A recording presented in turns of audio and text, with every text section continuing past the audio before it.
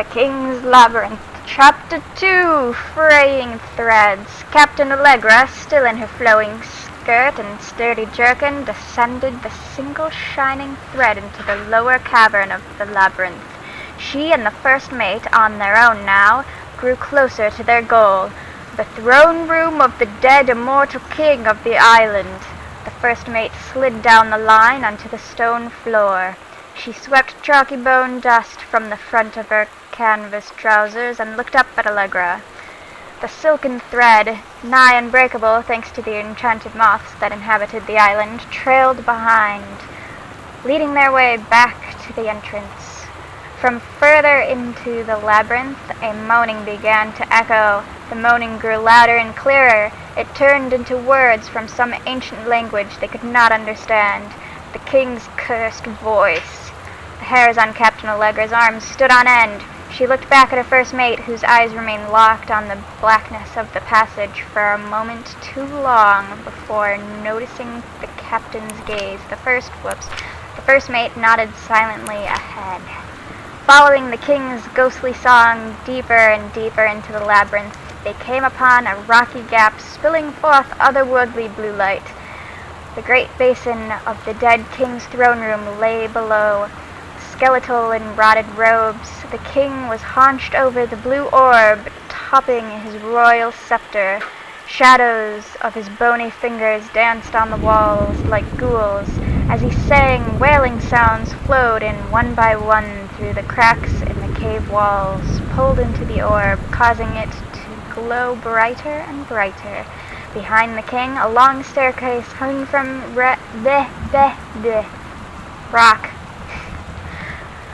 led down into the chamber. From a passage at the top, Allegra said, "We have the advantage in numbers. I will draw his attention, and then you—" But the first mate interrupted. "No, I am smaller and quicker, and you know of dealing with mystic energies like these. I will circle to the other side, get the king's attention, and lead him on a merry chase." She held up the silk line, all traced by this invisible thread, of course. Allegra said, "It is a good plan, but perhaps we should go together." The first mate shook her head. "You know this is our best chance. Don't be afraid for me." They grasped hands and exchanged 3 tight squeezes, their palms growing warm. The first mate tied the shining thread to the belt of her trousers, gave a quick salute and a wink, and dashed off.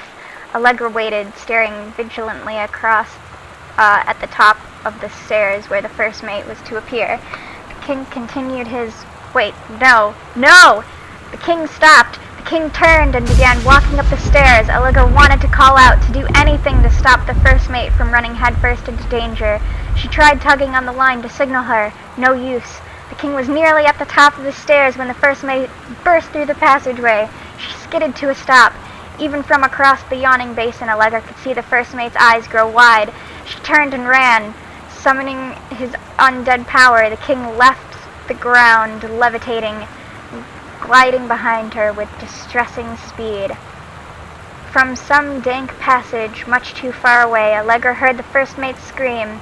She was already running towards the sound. The line in Allegra's hand went taut and shuddered. It fell slack to the stone floor. As Allegra ran, she was gathering the line, twisting it around her arm. She came to its end. The unbreakable thread dangled limply, its end shredded and frayed in her hand. She tossed it to the ground and ran. That's intense, you guys! Also, I'm pretty sure Sam is a better writer than Dad, but I'm not sure. Or at least she's heavily inspired by Dad, because Dad seemed pretty eloquent and lengthy too. Hi Lonnie, I wrote this in first period and left it in your locker on the way to school.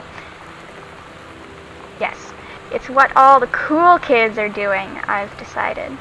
Write me back. Also, here's an idea for something to draw. 2 cats on a motorcycle. Hey, this is a good idea. What all the cool kids are actually doing is sending each other pages in their beepers. 90s. But we're cooler than them because guess what? They can't put this on a beeper. And there's 2 cats on a motorcycle, and a UFO, and some cacti. Your drawing of cats was so good that I added a background to make it even better. Maybe I should just stick to writing though. Haha, I like it. How did you know they were about to be abducted by aliens? I'm looking at Mr. Fish right now. I feel like he would probably have lots of cats. Also, like, his secret shame is he watches 90210 religiously. I'll ask him about it after class. He said he doesn't have cats, and also that he's never watched 90210, but I could see in his eyes he was lying. You guys are nerds.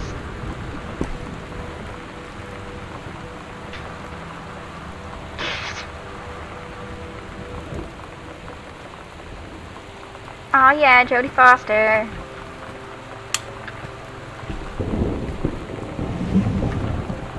What is this? Oh, my sister is so cool! My sister's cooler than me. Oh, now I'm sad.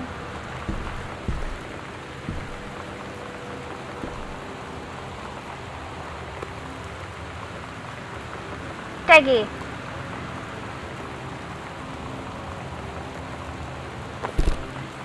You can stay there, Steggy. It's Steggy.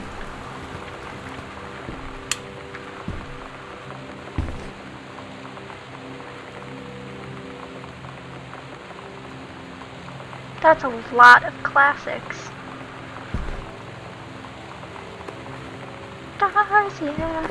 But does it glow in the dark? I bet it does. Look at that awful green color. It totally glows in the dark.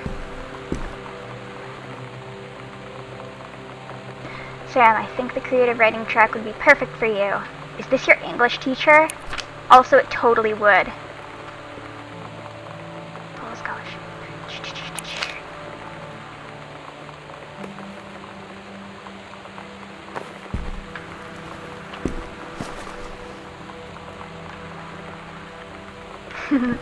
Socks lying there.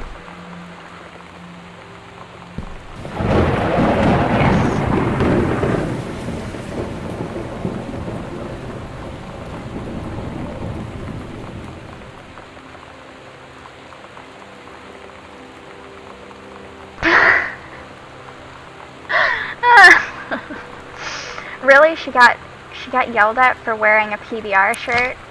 That's kind of lame. Oh, glow-in-the-dark stars, yeah. Come on, there we go. Danger. What is this? Hey, Sam. Do you want to see Pulp Fiction after school at the Coliseum? It came out last weekend and Todd won't shut up about it, so either it's good or we can make fun of him for liking it. My mom is supposed to cook dinner for us tonight for a change, but I can just ditch out on it probably. I don't understand this 90s slang, even though I was there. What time? Also, isn't that movie supposed to be really violent? Am I going to barf? The hamburger. According to Todd, it is pretty hardcore. I guess Uma Thurman gets stabbed in the heart with a heroin needle, so that's kind of hilarious. Also, something about cheeseburgers is important. Todd wants to see it again. 7:15, okay? Don't barf. Alright, see you then. Nerds. Bathroom, yeah. Jesus Christ. Oh.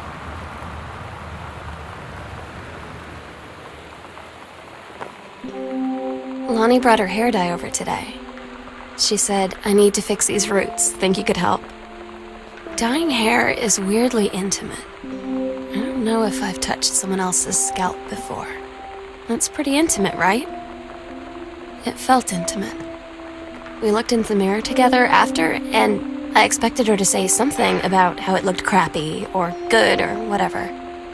But that's when she said, "You're so beautiful." And she was looking at me. Right in that moment, I wanted to say something, But I waited, and the moment was gone. Oh, that's cute! She had butterflies. Oh. Yum.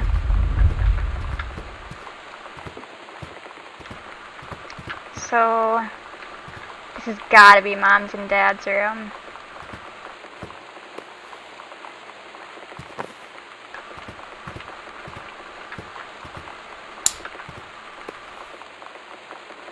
Aw, they had one of my letters next to their bed. That's cute. I am in the channel. I'm on my way back from London. This time I'm going to Brussels, Belgium. Sorry I didn't write you on the way to London, but I was too excited about the channel. London's great. Dad, I know you've always wanted to visit, and I think you really should. You'd love it. Just come back as a family sometime. I guess I could be convinced. You sarcastic bastard. Bibles everywhere. Jesus. What is this?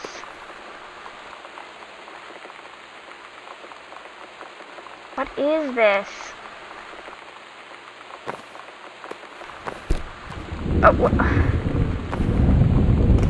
Were people in the 90s like super about like, why is my parents' room messier than my sister's room? Like, seriously. No, sorry, were people in the 90s like super about like pseudo-y science, supernatural stuff? Ew! They have a TV in their room too? Jesus! We have like 5 televisions in this house, you guys. We have a problem. Aww.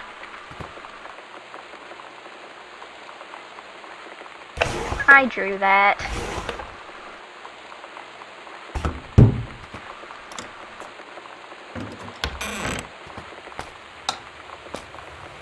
Master bathroom. That is a tiny, tiny toothbrush. What is this? Oh.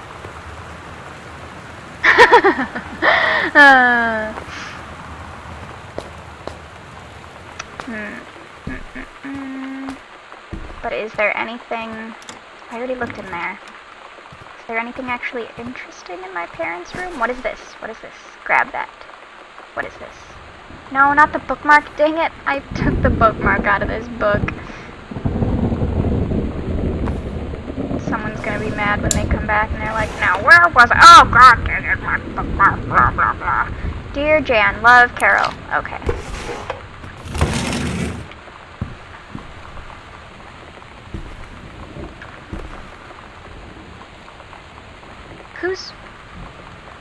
Who's a painter? Does Mom try to paint? Who paints? Dad? I don't know. I want to know. Maybe I should actually read Carol's letters to Mom.